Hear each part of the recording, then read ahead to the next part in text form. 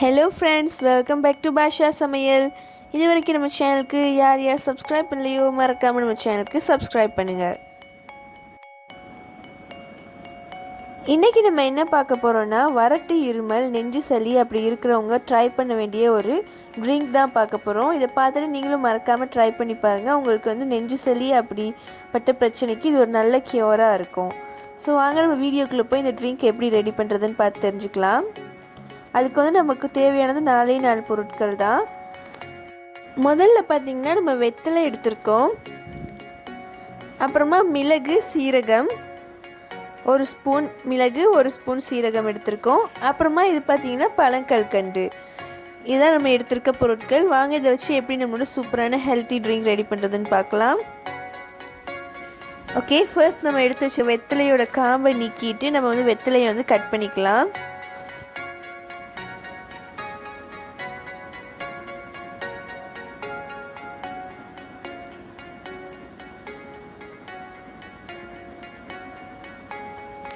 Okay, இப்போ பாருங்கள் நம்ம எல்லாத்தையும் கட் பண்ணிக்கிட்டாச்சு.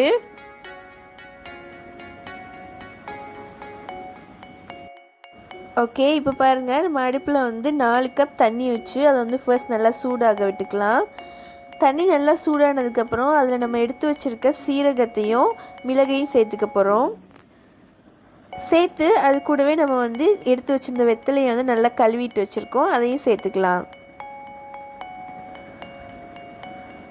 சேர்த்து இது நம்ம இப்போ 4 கப் தண்ணி வச்சுருக்கோம் இல்லையா, இந்த 4 கப் தண்ணி 2 கப் ஆகிற அளவுக்கு நம்ம வற்ற விடலாம்.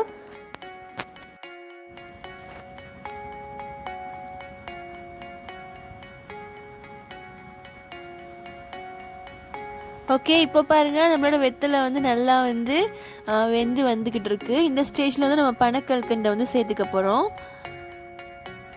சேர்த்து இதுவும் நல்லா மெல்ட் ஆகி வரட்டும், அதை தொட்டிக்கும் வெயிட் பண்ணிக்கலாம். இதுவும் நல்லா மெல்ட் ஆகி வந்ததுக்கப்புறம் நம்ம இதை வடிகட்டி ஒரு கப்பில் ஊற்றிக்க போகிறோம்.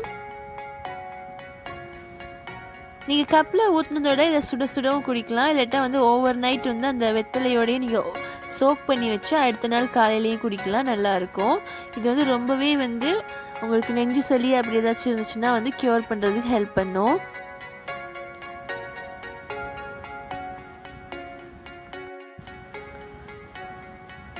ஓகே, இதான் நம்மளோட ரொம்ப ஹெல்த்தியான ட்ரிங்க். ஸோ மறக்காமல் இதையும் நீங்கள் வீட்டில் ட்ரை பண்ணி பாருங்கள். இந்த வீடியோ உங்களுக்கு பிடிச்சிருந்துச்சுன்னா மறக்காமல் லைக் பண்ணுங்கள், கமெண்ட் பண்ணுங்கள், ஷேர் பண்ணுங்கள். நம்ம சேனலுக்கு சப்ஸ்கிரைபும் பண்ணுங்கள்.